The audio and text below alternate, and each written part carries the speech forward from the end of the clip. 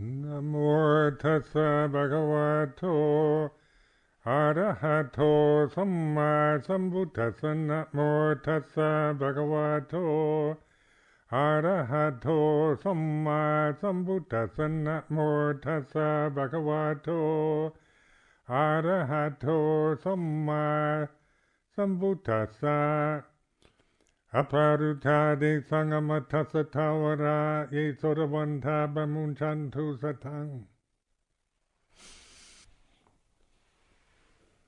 So this evening, announcement, the gate to the deathless is open. Ye sodavanta bamunchantu satang. This is sodavanta, one who can understand this, who pays attention. It says, release your faith, or release, trust in this. And so, during this retreat, I bring in these concepts of the unborn, uncreated, unformed, unconditioned, the deathless, gate to the deathless, and because what I'm doing is planting the seed. I'm trying to use these terms often enough, not for you to think about them in terms of whether it's what it means, or if it has any purpose whatsoever, or if it's just verbiage. But it is, to take these words and then the fact that the unborn, uncreated is a negation, isn't it? It's using prefix, negative prefix. Unborn is the opposite of born, and so then we have to kind of determine what born being means. Being born, we think that we were born, but it's also meaning the beginning of something. Something that begins is a birth, the birth of a human being. We were all born. And the unborn, and then my mind, by just exploring this, just watching, observing, inwardly reflecting on, when I use this word unborn, my mind goes quite blank. Born, I assume I was born because I'm sitting here. My mother told me, and she never lied to me. And then beginning and ending, you can see the beginning of an inhalation. You can witness something. Time-bound conditions. It's evening now, and then changing it. Yeah, but at 5:30 in the morning, it was, say, the birth of a day, the beginning of a day, and now it's the ending. So beginning and ending, form, shape, quality, quantity, color, all these are conditions that change and depend on other conditions. And the Buddha was always using this as a contemplation, what they call itabhajyata, or to have this condition, is dependent on other conditions. There's no just isolated conditions that operate without being affected, without affecting or being influenced by other conditions. But on a self level, when we think of ourselves, we can think, I'm an independent person. We can assert our sense of, I don't need anybody, I can take care of myself, is a form of Sakya Ditti. But the result of being born is that every one of us is sitting here at this moment. This is the result of your birth at this very moment. So this is not, I'm not asking you to believe this, but reflect on it. The unborn, then, can you imagine, can you create an image or a picture or a symbol of the unborn? All you can do is negate the word born. Unconditioned, unformed, uncreated. But that very ability to stop, to non plus, the non plus the thinking mind. Suddenly it just comes to an end. You can't get beyond it. But there's still awareness, isn't there? So you can't think. Your thinking mind stops. And there is a gap. There's a stillness. And that is, of course, an awareness of it. So awareness isn't dependent on form or creating or thinking or being born and growing up and getting old and dying or changing. This mindfulness then allows us to observe everything, that from the emptiness to non-thought, to non-desire, to non-self,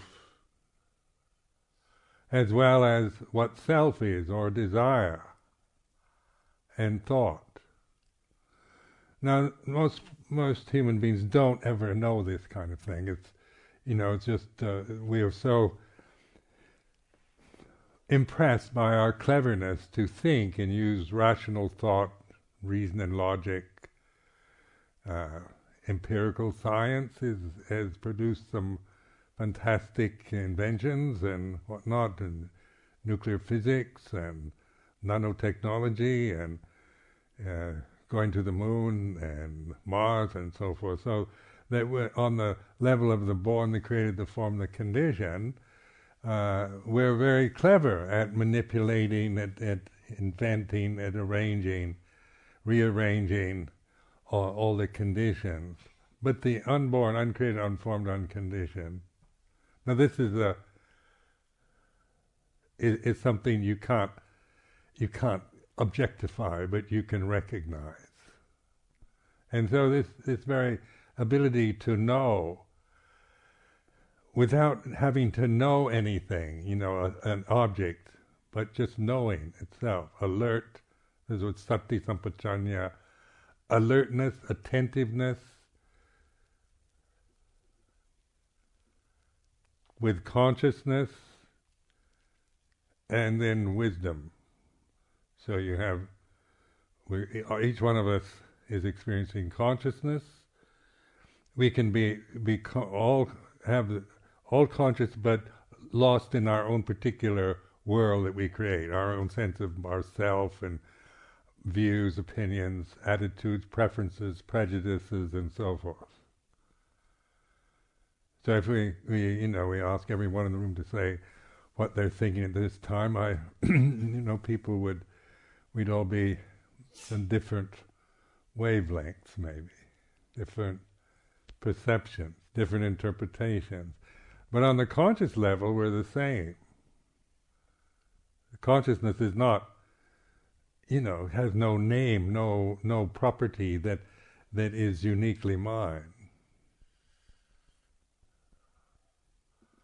And so when we stop the thinking mind, and then this word, the unborn, uncreated, unformed, unconditioned, even though that is a word, it's pointing. It's a reflective word, not to define it, but to recognize. And so this is once you begin to recognize and appreciate this, then you can develop the path of liberation from this point, from this emptiness, this stillness.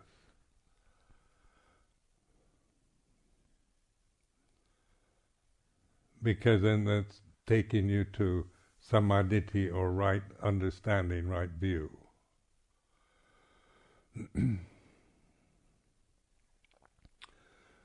So this is, apply this, what I'm saying, to your own experience. So it's I'm merely sharing what I've learned, the way I have developed in my practice, not as expecting you to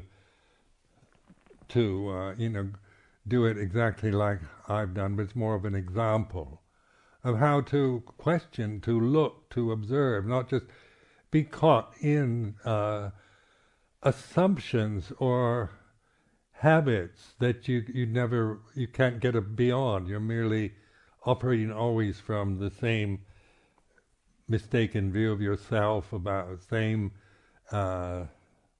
assumptions about meditation, about Buddhism, about whatever. We can operate, we can grasp our own views about Buddhist teaching. And we say we're Buddhist because we can have the conceit that I understand Buddhist teaching better than you do. and there's enough Buddhist monks thinking in this way, as well as lay people. So we can know all about, read the scriptures and be fluent in Pali and Sanskrit and Tibetan and Chinese, and still not have a clue, not know Dhamma. And then I like to say, the Buddha did not teach Buddhism. And then one monk, I remember, Asian monk, he taught Buddhism. No, there wasn't any Buddhism at that time. He didn't teach it. What did he? He taught Dhamma, the way it is. You see, this is another reflection, because we think of the English word Buddhism as something that the Buddha taught, when actually that is a modern term, isn't it? Buddhism is a kind of English expression and Buddhism can be almost anything. You've got Buddhism in the West or anywhere. It can be all kinds of different views about the Mahayana Buddhism, Theravada Buddhism, modern Buddhism, traditional Buddhism, philosophical Buddhism, scientific Buddhism, engaged Buddhism. So when people say how many Buddhists are there in Britain, probably an awful lot, because people here identify themselves as Buddhists, but whether they really practice Dhamma is something else. And so this is where this emphasis on Buddho-Dhammo, the Buddha and Dhamma, and see that this Dhamma is the teaching, say, of the Buddha, or as the Dhamma as we learn it from the Pali scripture. But that's not really the Dhamma. That's the conventional Dhamma. These are teachings pointing at Dhamma. Dhamma is reality. It's always here and now. And so doesn't have a form. When you can make a Buddha Rupa, so when you make a Buddha Rupa, it's a form of a human being. You can't do that with Dhamma. Usually you have a symbol like what they call a Dhammajaka, or a wheel, as a symbol for Dhamma. But a Dhamma is not, you can't personify as a human form or anything other. You use a symbol for it, what they call a Dhammajaka, which is a wheel.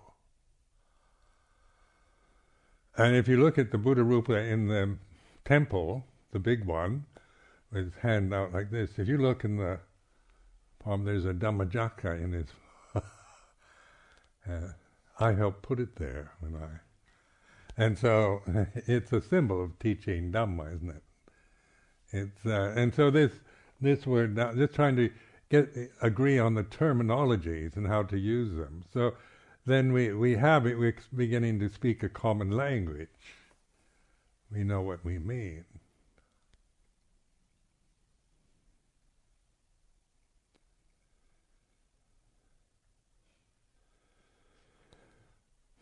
Then my intention of planting this unborn, uncreated, unformed, unconditioned, non-self, non-attachment, non-desire, not as something to think about, but it's like these are words people don't use.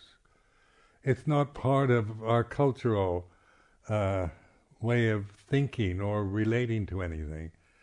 Even our religions, theistic religions, don't use these terms. It's much more in positive affirmations. I believe in God or things like this. So that it's a different way of practice. But this is the uniqueness of the Buddha Dhamma is that it's not based on belief or on dogmatic positions, but in this very reflective ability. Buddha is the ability to know in the present. So the word itself means awakened, awakened one. The Buddha is the awakened, the human individual that's awakened to Dhamma or the truth or to reality. Now then you can think that was maybe the Buddha of history. That's one way of looking at it. Or he wasn't pointing at himself as some kind of one-off historical sage in ancient India, because the teaching isn't about him or his personality or anything. It's about awakened consciousness within an individual. So after his enlightenment, in scriptural terms, in Pali language, he never referred to himself as, I was once a prince. I'm from the very, upper classes,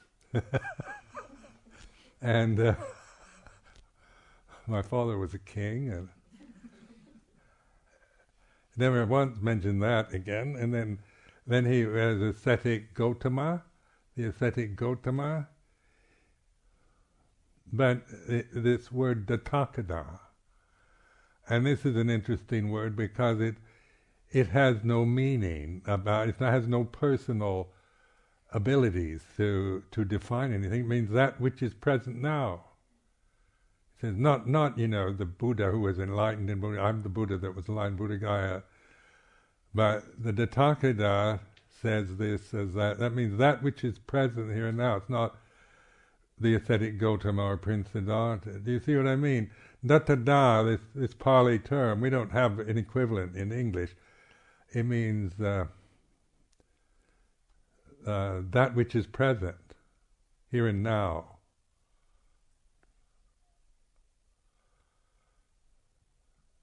So we use these, like the suchness. I remember when I became interested in Zen Buddhism, they talked about suchness a lot. And that baffled me. What did they mean by suchness? And then the way it is, as is, tathagata. These are terms that it's the way it is, and then they say, tell me, Ajahn Sumedho, the way it is. Because we used to, if I'm in this position on the elevated seat, then I'm supposed to tell you, I'm the meditation master. But it's using the language not to define or describe, but to point. And so when I do say it's the way it is, like whatever you're feeling, experiencing at this time, it's maybe you can't even describe it. A lot of what we feel in any moment, there's no name for it. There's no way to define it, but you can certainly recognize it. A lot of our feelings, you have what? How can you describe them? And maybe the best they align themselves maybe with a certain adjective or something, but that's not really it either. But it's knowable, isn't it? Direct knowing. And that means the way it is like this, not as a definition or a judgment, but as a recognition of feeling, of mood, of changing conditions that you can't name or describe or define, but you can recognize. Now, I've noticed in modern life, we're so conditioned to not notice things unless we can name them. That we want to define everything. It becomes real and it exists if we have a name for it. And if we can define it, then it's reality. But if it isn't definable and there's no name for it, then we ignore it because it's not our reality. Our reality depends on this very coarse level of defining, naming, and experiencing through these limitations of definitions. So much of our life is relatively ignored or unnoticed or unappreciated because we have no name for it. So we live for maybe extreme experiences, like to have an adventure, excitement, romance, things that go off to extreme kind of excitement and really interesting lifestyle. I remember as a youth, I thought my parents were the most boring people I'd ever met. And I thought the last thing I want to do is end up like that. So, I wanted to have an interesting life. So this was my take on my ancestry, how boring it was. And so I thought anything would be, to have adventures, like reading about T.E. Lawrence of Arabia, or exploring the Amazon River, or climbing Mount Everest, or doing anything but sitting in Seattle, Washington, working in an office, surrounded by gray filing cabinets and fluorescent lights. That was a nightmare. Anything would be better than that.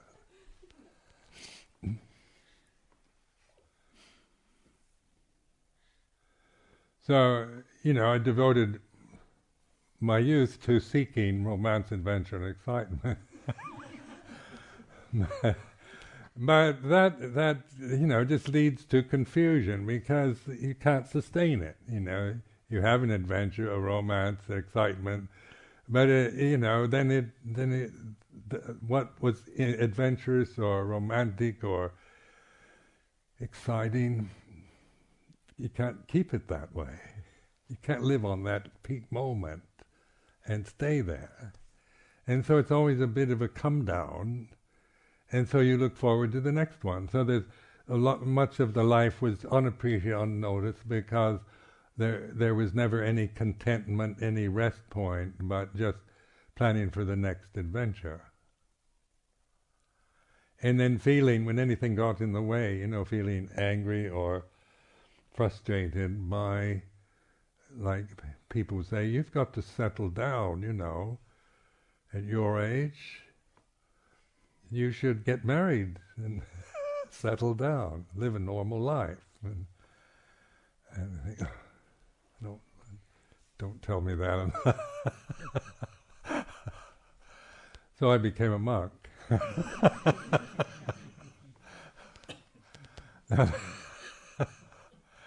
Now that's an interesting one because that, it almost seems the opposite of romance, adventure, and excitement, doesn't it?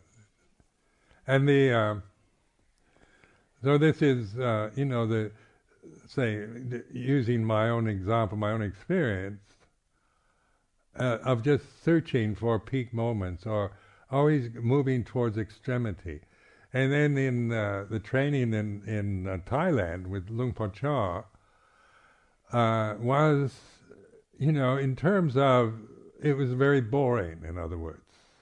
Even the way we chant is boring. It's not like grand opera or R&B or anything like that. It's Yamo, Dasa, Some people even frown if you even raise a note above a certain pitch at any point. So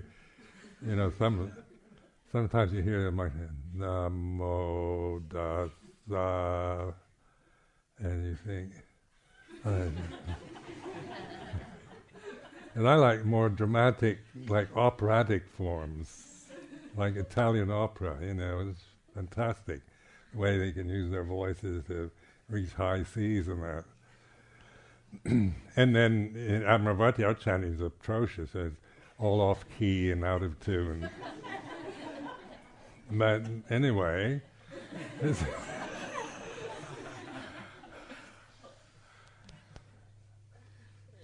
and watch the aversion or the wanting it to be otherwise. But the whole point of the training of monastic life, as I experienced it with Ajahn Chah, was this awakened consciousness. So in other words, even though in activity and so the opportunity, relationships and all, there was no romance, hardly any adventures.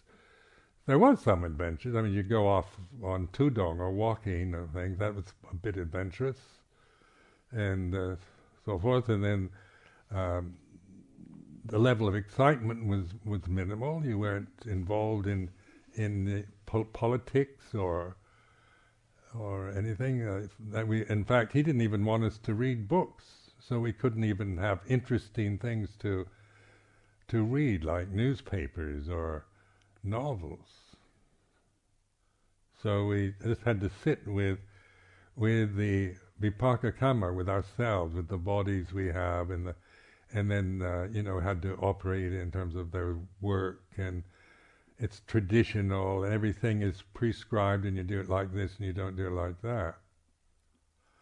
Well, this was, a way of looking at oneself the way it is.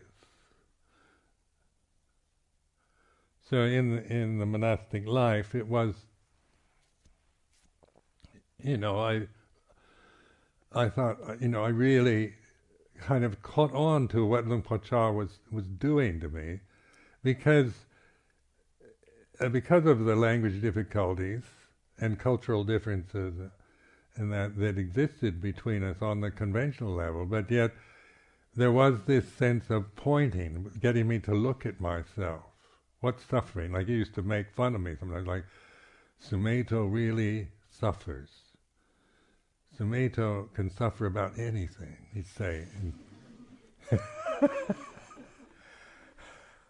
And then he'd go away laughing, And I had enough, it was simple enough to stay in Thai that I actually understood what he was saying. Sumedho, I knew that. And so, and then laughing. And so this, taken personally, I could see he's making fun of me. I could make it into a complex form of paranoia and feeling put down and made fun of. But I knew better. So I began to, because of these Four Noble Truths, Sumedho really likes to suffer. And I could see that my life there was my suffering due to the external conditions, or was it because I created endless suffering around the conditions? And so by questioning in this way, by asking myself this question, what is suffering? Is hot weather in the hot season in northeast Thailand? It's I found it, because have a Nordic constitution, I found it very enervating, and you could feel totally kind of without energy and hot and sweaty and feeling quite not very healthy or vigorous. Is that suffering? I could say I suffer because of the climate. Or am I suffering because I don't like the climate? I said, I would like Thailand to have a cooler climate, and then I wouldn't suffer. Or would it really, I could bear the climate, actually. I lived there for in tropical countries for 15 years. And then by just observing the suffering of that Luang Por Chah was pointing, not hot weather or mosquitoes or things like that, but not wanting them to be that way. Like wanting Thailand to be cooler is a kind of stupid wish, isn't it? Thailand is the way it is. England is like this. English climate. People complain about the English climate, but they don't want it to rain. They want it to have more hot summer days, and we'd like it to keep its greenness and have kind of an eternal spring with blue sunny skies 364 days of the year. But no, it's like this. This is, when you're here, this is the way it is. And then you can, by saying the way it is not any criticism or judgment, but just opening to it. It's like this. And so in this way, I'm accepting the way it is because it's all right. It's this is a relatively mild climate here, considering how far north it is. It's a livable place. And yet we can say, I want it to be more like Australia or or Mediterranean or whatever, so we can think of how, and that is the suffering we create, wanting it to be something it's not. Or yourself, how much suffering do you create because you don't like the way you are? Or you don't like, you can see things, weaknesses or faults, fears, and resentments, and selfishness, and rather ugly emotions that you don't like about yourself, and you would never admit to anyone else. And you don't want these. You don't want anyone to know, and you don't want them yourself, and this is the suffering of it.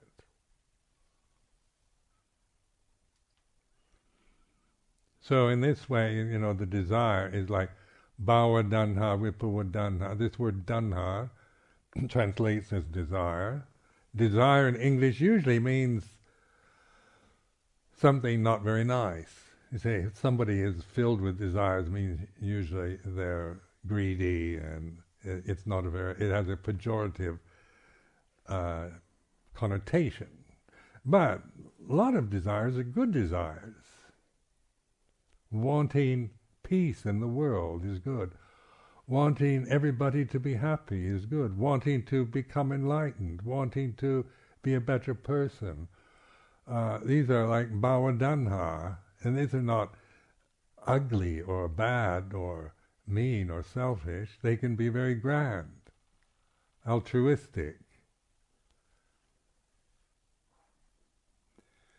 And then vipava danha, desire to get rid of the evil forces, to annihilate the enemy, to destroy, to get rid of, to suppress, to deny.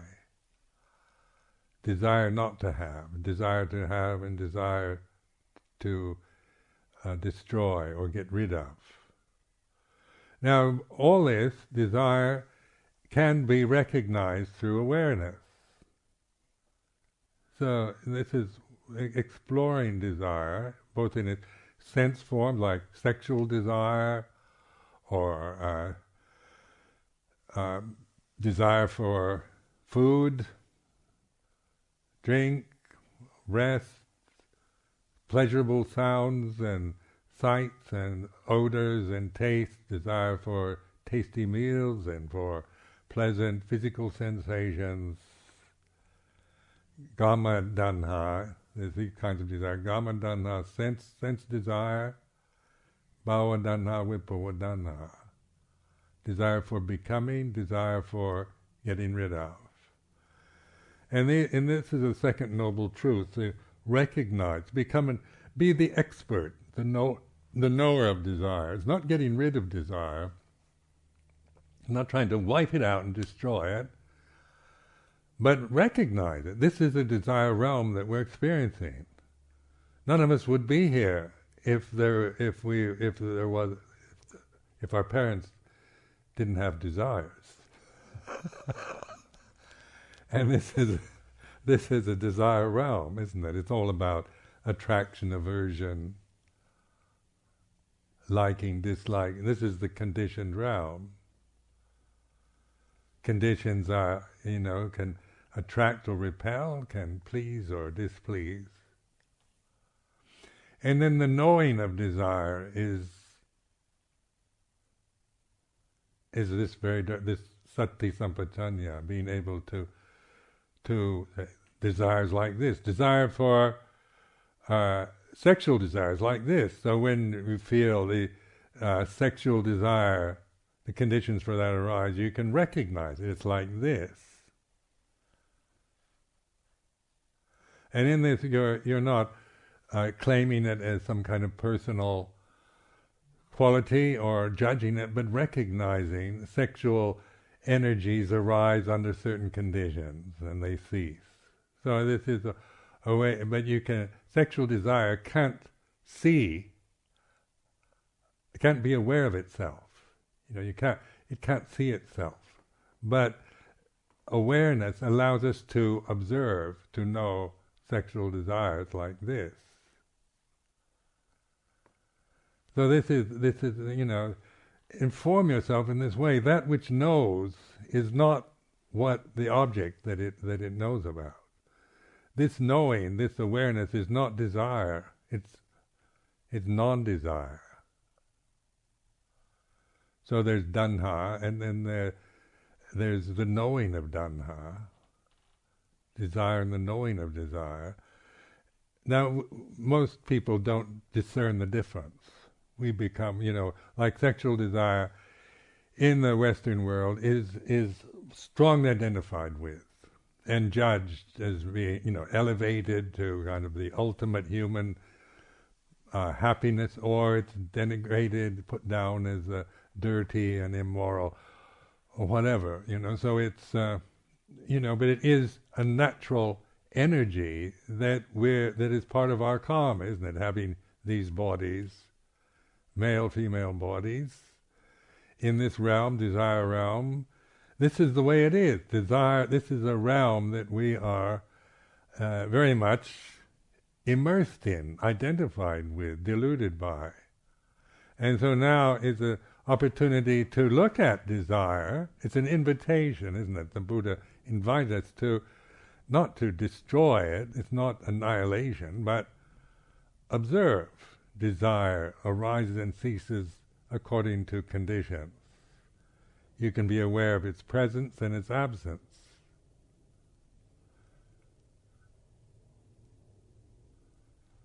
And that is this sati sampajanya, satipanya, gate to the deathless is open. And this is the center point for each of us. Each one of us as a human individual, observing this much within our own experience of life, through the senses, through the habit formations we've acquired, through the sense of self, both the beautiful and the ugly, the pleasant or the painful.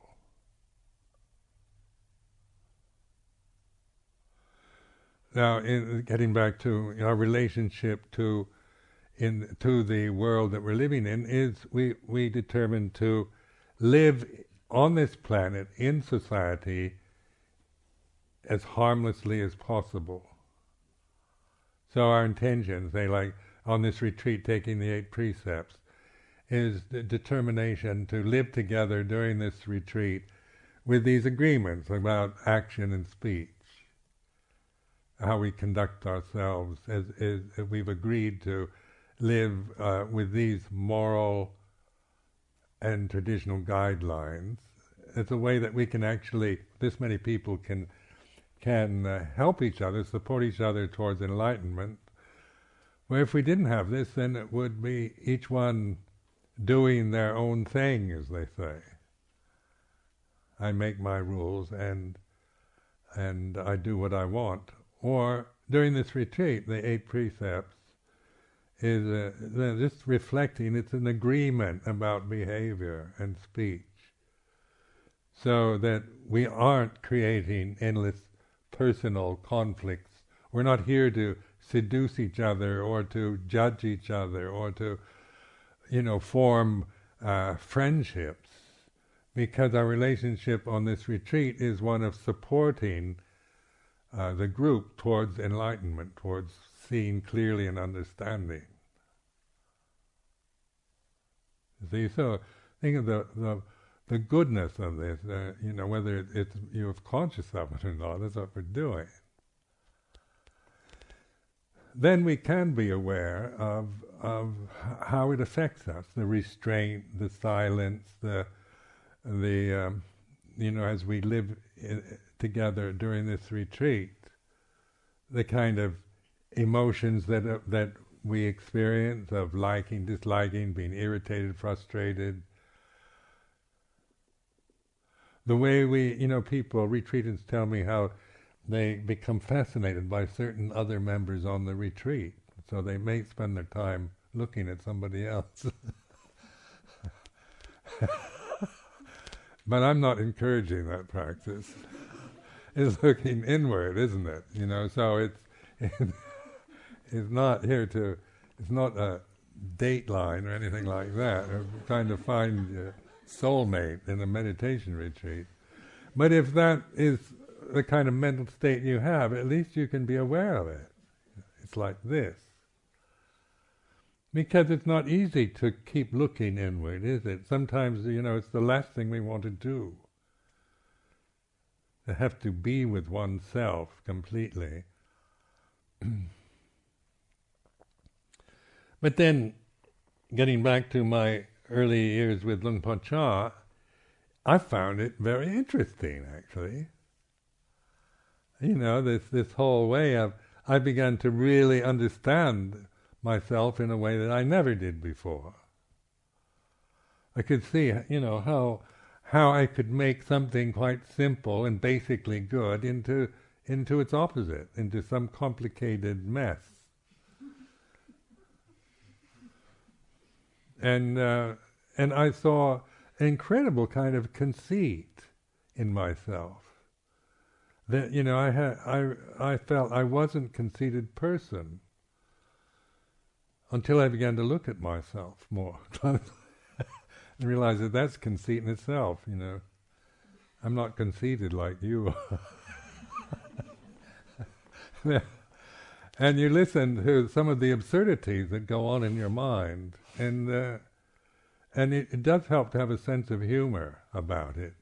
Because our personalities are absurdities, really. That's why when we take ourselves seriously, we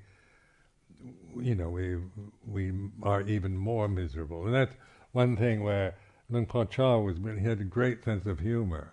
He saw, the absurdity of Ajahn Sumedho's suffering. He wasn't laughing out of jeering or mean-heartedness about pointing out, here this guy's here suffering over what?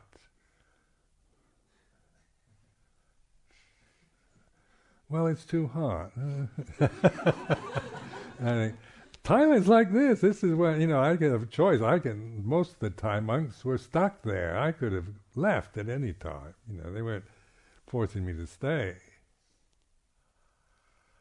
And so this is, then I saw that the heat, these things that before I would complain about, they're bearable. I can bear that.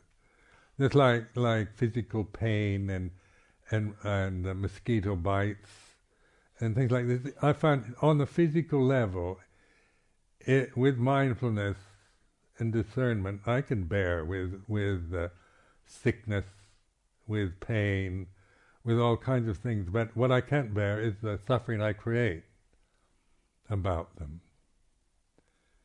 So I used to hear myself thinking, getting fed up with monastic life, thinking, I've had enough. I'm fed up. This is the limit. This is the end. And then suddenly I realized that I can take it. I'm taking it. That there's some inner voice, something in me would always say, I can't take any more of this. This is too much. I don't have to put. And then but I am taking it. So then I think, I can't trust that in myself, that says, I'm fed up, I've had enough, I can't take any more of this. I saw that. That was a habit formation that would always harm me if I followed it, because it would make me stop doing things, or would make me quite miserable, or blaming others. When you have those moments where you're fed up and can't stand any more of it, when actually you can. So you begin to discover, a sense of expanded potential in yourself, so that not this very limited sense of, I have to have this and I need that, and if I don't get what I want, I'm going to leave. Or and Ajahn Chah was brilliant at frustrating, never gave him anything I wanted. And then I could see, myself feeling angry with him. You don't give me what I want. I could see this thing, I'm not going to speak to you anymore. I'm really going to punish Ajahn Chah. If he gives me what I want, then I'll be nice to you again. That's very childish, isn't it? That's what you do when you're a little boy and you're playing games with your mother. You tell your mother, I hate you, because she doesn't give you what you want. And then you want your mother to say, oh please, here, do you love me now?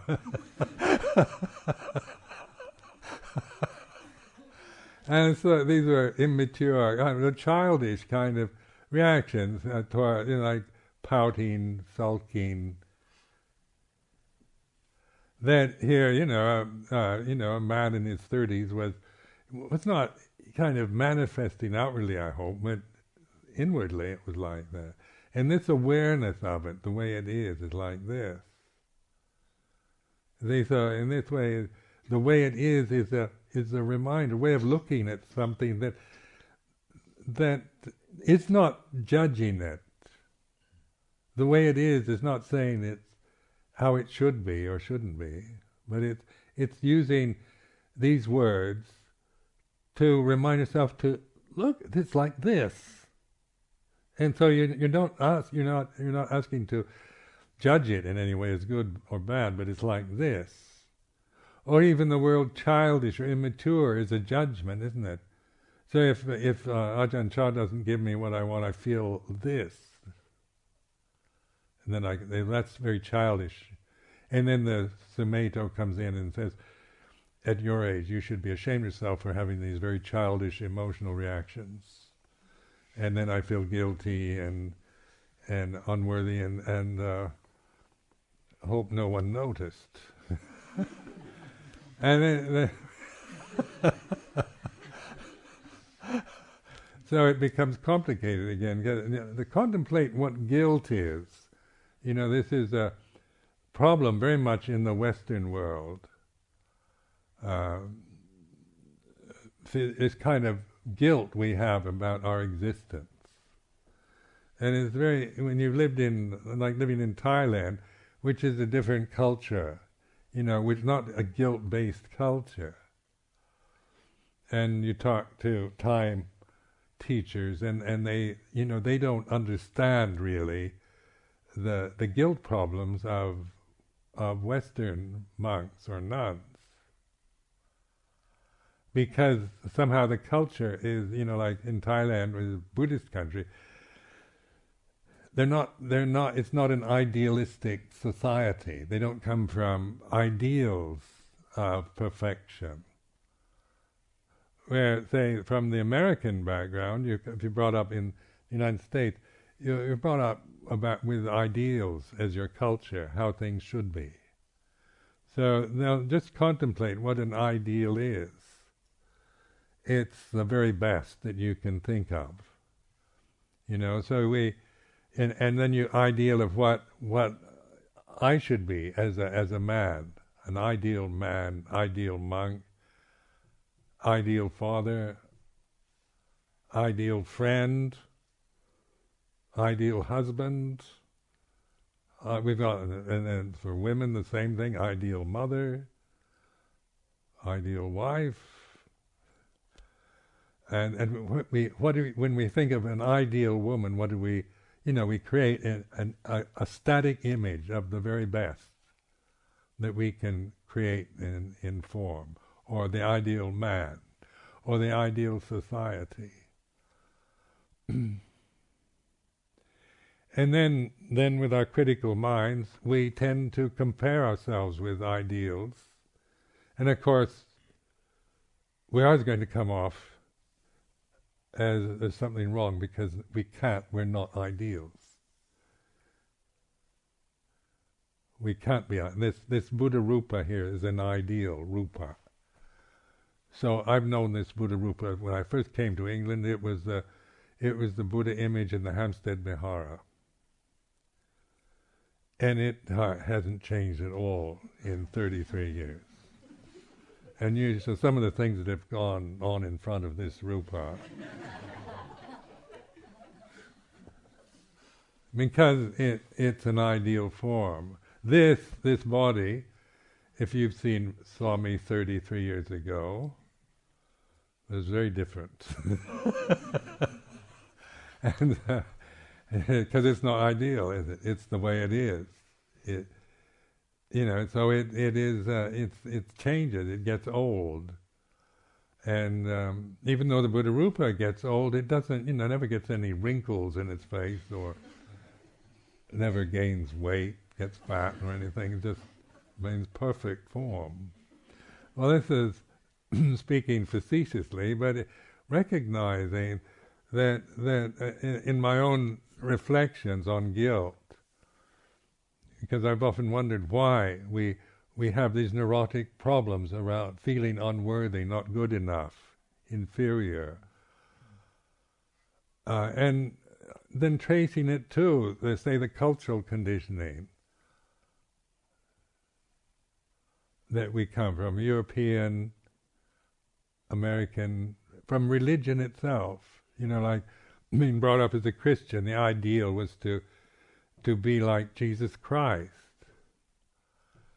And then, you found yourself not being like Jesus Christ and feel guilty about it. I should be compassionate and forgive, but I don't. I want to go and beat up that person.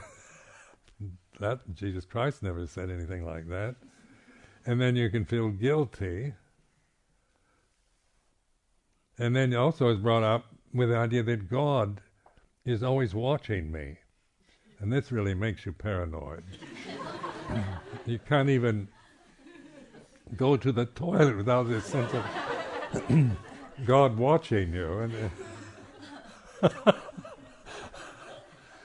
And every little mistake I made, God was hurt. I was always offending God in some way.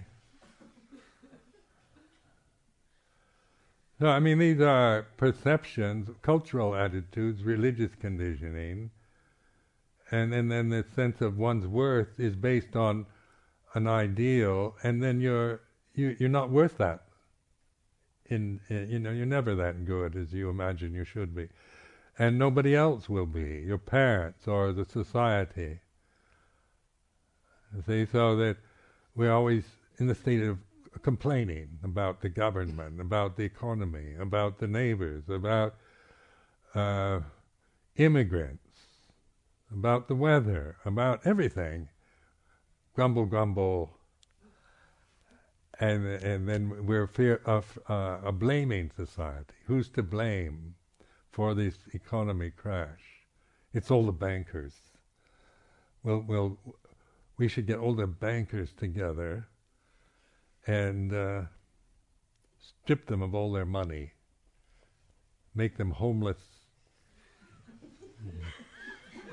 street people, and that way, because we want somebody to blame, and the bankers, no doubt, are the easiest ones to blame. But notice this tendency to blame and the fear of being blamed oneself. And that you can observe, just this fear of being blamed is like this. wanting people to, always, because we can be quite cowardly in our lives, afraid of stepping forth or doing anything, because if it fails, we'll be blamed. So it's better to be safe than sorry. So, we find ourselves sometimes quite reticent of taking risks, because if it fails, then we'll be blamed and humiliated and rejected, and that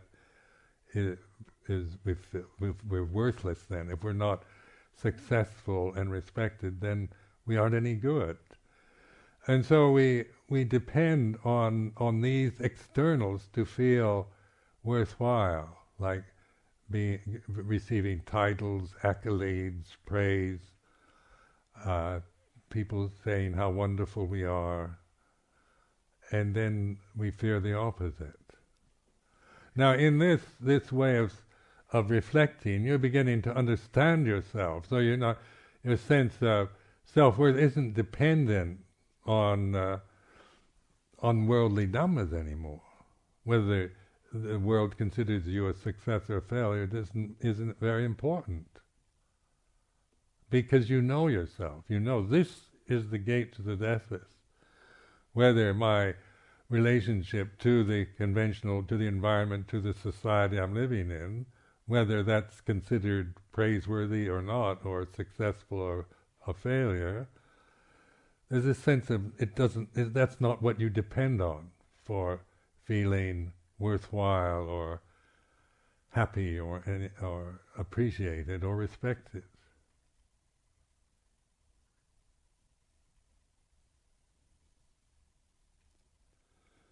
So then because we have guilt and needing always affirmation from outside to make us feel secure and that we're acceptable, we're loved, we're liked, we're appreciated.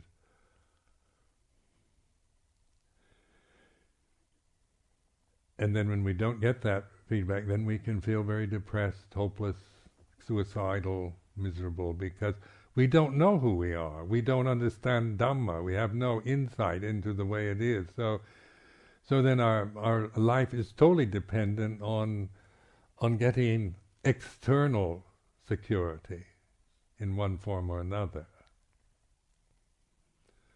So now the Buddha did establish monasticism on insecurity. When you really contemplate how the Buddha established a monastic form that has existed since in 2,552 years, and still is this very moment, you're looking at it. Now this is a traditional form, and it's based on insecurity. Now, like alms mendicancy, we have, we give up rights over money and property and all this. We put ourselves right out on the edge of insecurity, on depending on the goodness of others. And so this is when I first recognized what I'd got myself into, I didn't realize it till after I was ordained. It goes against everything America stands for. Independence, rights, individual importance, taking care of myself, not depending on others. Why did he establish it like that? I used to think, why didn't he let us at least, let us grow our own food? I'd go up to a mountain and you could have a little cabbage patch, a few carrots. Wouldn't have to walk with an alms bowl or anything. You could take care of yourself, not depend on the lay people. What if the lay people don't come and put any rice in your bowl? So this is also seen as reflecting on a sense of trust in a way that isn't based on cultural values. It's a kind of intuitive sense of innate goodness of the universe. And this I recognized with Luang Por Chah. He had a kind of trust and recognition of that we're actually in a benevolent universal system. That human beings basically, when given the opportunity, respond in kindness, generosity, love, rather than seeing themselves in the American view of, you've got to keep them, that we've got, you've got everyone's in it for themselves, get what you can, make sure you've got yours, and people are basically selfish, and if you don't take care of yourself, no one else will be interested. Or Luang Por Chah, his trust in the basic goodness. Now, my experience here in England is that basically, 33 years. I've been treated kindly, generously by people who you just meet, or they're not related or friends, but there's a certain generosity that these forms generate in a society. It's not based on Parliament making rules about giving food to alms mendicants.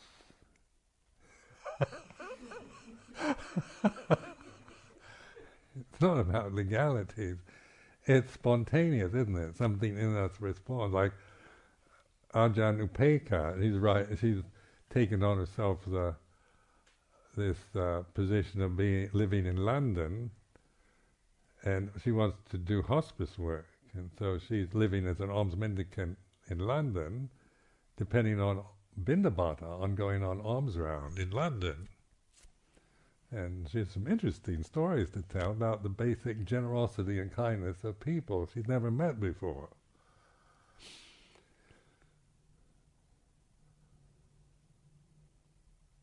So this is just to reflect on this in yourself. What do you really love? What in you is worth respecting? And then, so I, contemplating this in my own life, I said, I've always, even though I have deluded states and tempted towards unwholesome acts and so forth, so basically I love the good, the true, the beautiful. What is beautiful, compassionate, blessed, good. This is what I love. This is what I respect in myself and others. Where on the ego level, I can be very selfish. I shouldn't feel like this. I should be more that way. I shouldn't. It's full of shoulds and shouldn'ts and criticisms. And then when we reflect this way, that basically I want to be a good person. I don't want to be a mean, nasty, selfish monster, even though at times I can be that, as the monks and nuns know. And this is not my aspiration in life, to create monster karma any more than I have already. So this is contemplate this. That this very why do we want to be good? Why aren't we totally just selfish creatures? Why do mothers take care of their children? Why do they? Because that's hard work to take care, isn't it? Because babies and so forth are very demanding. You got to totally surrender to them. And this is, why do we do this? You see it in the animal realm, amongst dogs and cats and cows and horses. And this is a sense of nurturing, of loving, of goodness. And it's part of this planetary existence. It's the essence of it.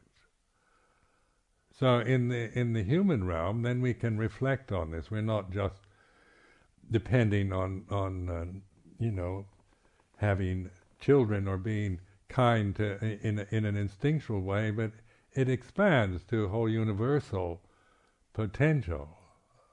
Our minds can, because of the reflective capacity of it, we can include the whole universe in consciousness from this point here.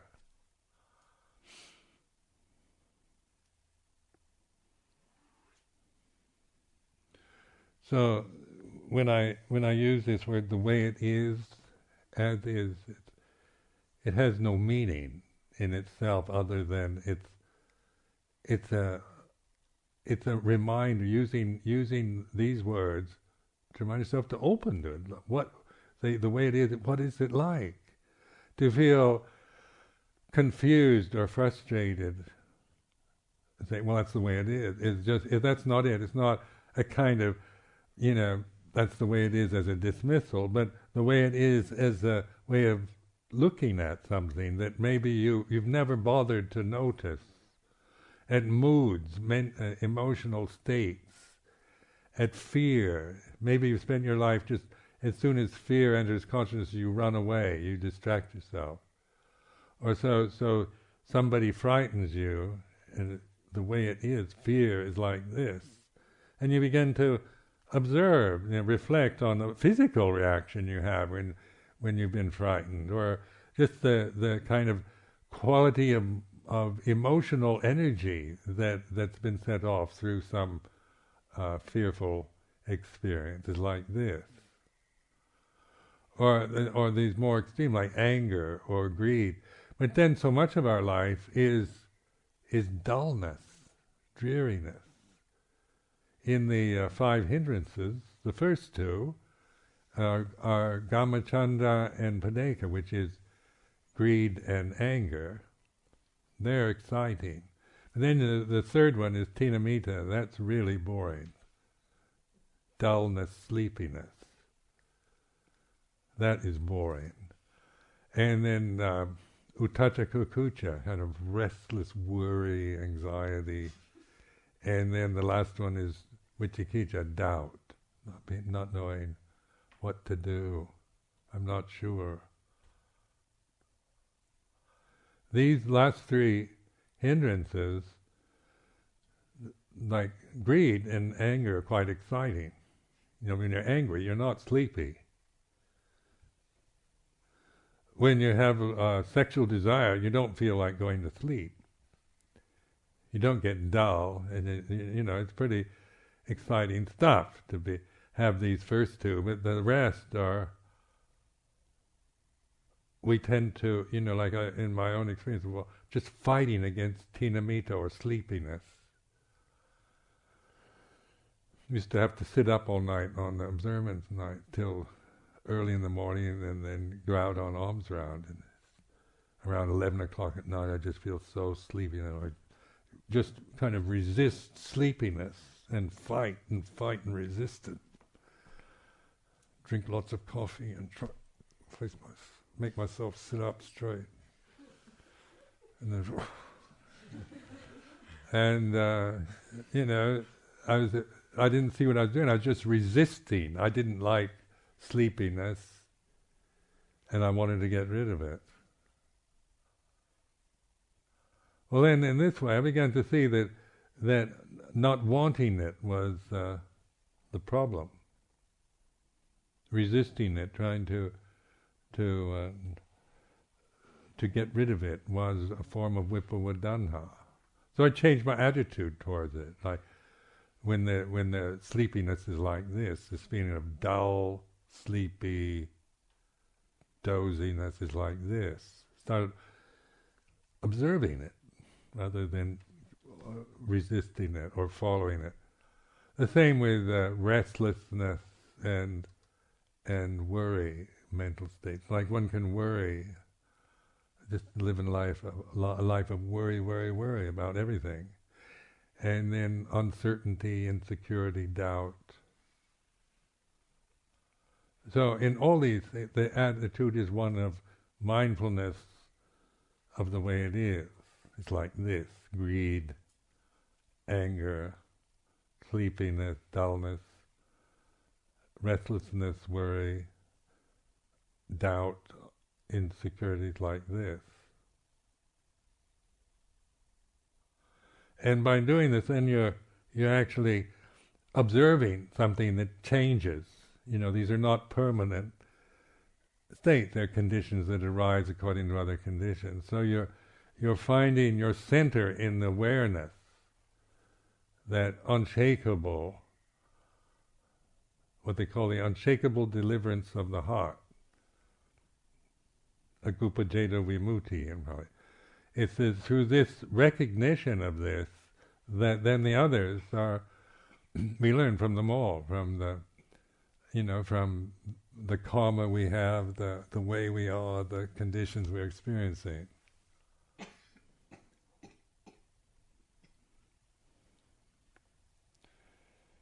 So I offer this for your reflection.